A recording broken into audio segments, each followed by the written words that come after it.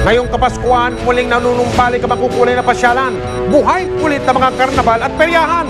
Pero merong kaming nabistong na nakikihalong pasugalan. Pasko na naman, ondago na ang lahat sa mga patok na pasyalan. Isa sa pinakapaboritong puntahan ng ilan ang mga karnabal. Bukod kasi sa mura, tuloy-tuloy ang ligaya rito ng buong pamilya. Ika nga nila, wholesome ang fun dito sa peryahan. Pero paano kung mahaluan ng ibang kulay ng kasiyahan? Magiging merry pa rin kaya ang ating happy-happy? Sa loob ng Subic Bay Metropolitan Authority o SBMA sa lungsod ng Olongapo,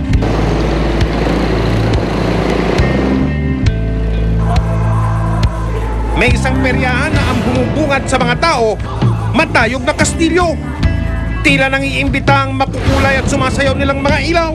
Sa ganda ng disenyo, talaga namang nakakainganyo. Kaya naman paborito raw itong pasyalan ng maraming tao. May iba't ibang rides na patok sakyan tulad ng bump car at carousel. Meron ding rides na mamumutla kayo sa pagkalula.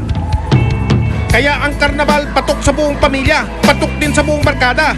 Kung mapagod naman kayo sa kakalamierda, pwede kayo munang mag-chillax at maglaro ng teka, ano ito?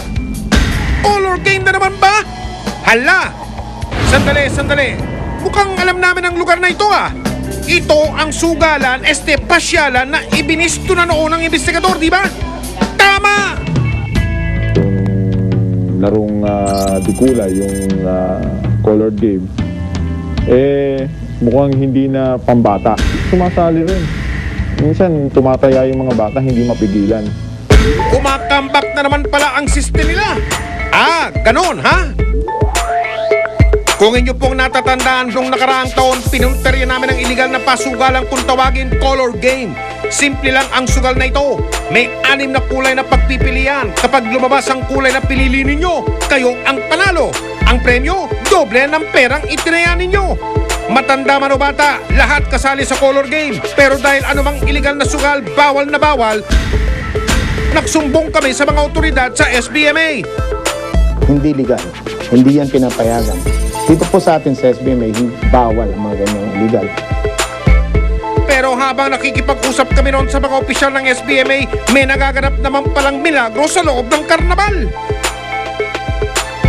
Wala lang pong kukurap, pagbasdan nyong mabuti.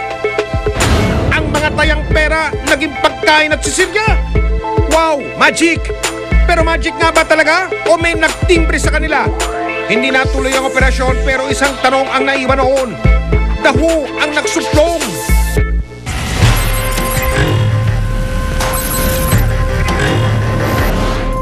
Makalipas ang mahigit 1 taon, muli naming binalikan ang karnabal sa Subic. Wala namang halos na bago. Inilipat lang ang mga lamesa ng color game sa gitna ng peryahan. Akala nyo'y siguro'y makapagtatago na kayo. Hello? Malayo pa lang, tanaw na ang mga lamesang pasugalan. Kung sa lamesa, meron silang 24 na lamesa ng color game, 2 klase. Isang dice, tsaka isang bola. Yung dice, yun yung pinuhugot. Ipinapatong lang yung 3 dice mo sa pinaka-panel niya, tapos sa hatakin. As usual, libang na libang ang mga mananaya. Kasali pa rin siyempre pati mga bata. Maraming bata na tumataya doon kasi nga nakikita nila na malaki rin yung kita pag tumaya ka.